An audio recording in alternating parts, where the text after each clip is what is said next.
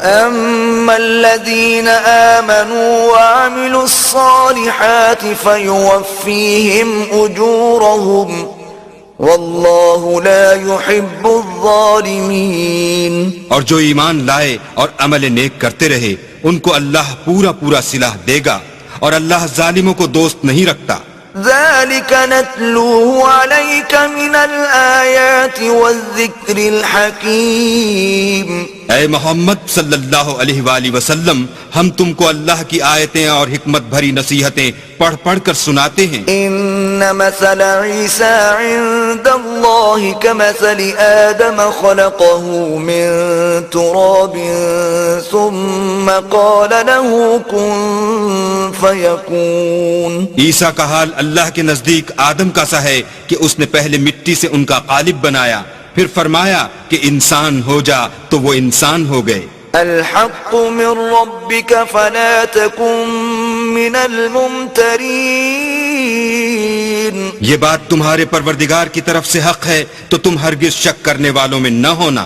فمن حاجك فيه من بعد ما جاءك من العلم فقل تعالوا ندع أبناءنا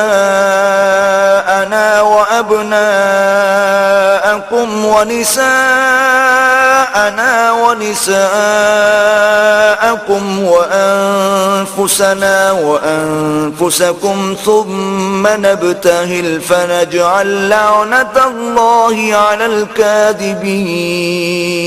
پھر اگر یہ لوگ عیسیٰ کے بارے میں تم سے جھگڑا کریں اور تم کو حقیقت الحال تو معلوم ہو ہی چلی ہے، تو ان سے کہنا کہ آؤ ہم اپنے بیٹوں اور عورتوں کو بلائیں، تم اپنے بیٹوں اور عورتوں کو بلاؤ، اور ہم خود بھی آئیں اور تم خود بھی آؤ، پھر دونوں فریق اللہ سے دعا و التجا کریں اور جھوٹوں پر اللہ کی لعنت بھیجیں۔ إن هذا لهو القصص الحق وما من إله إلا الله وَإِنَّ اللَّهَ لَهُوَ الْعَزِيزُ الْحَكِيمُ۔ یہ تمام بیانات صحیح ہیں اور اللہ کے سوا کوئی معبود نہیں، اور بے شک اللہ غالب اور صاحب حکمت ہے۔ فَإِن تَوَلَّوْا فَإِنَّ اللَّهَ عَلِيمٌ بِالْمُفْسِدِينَ۔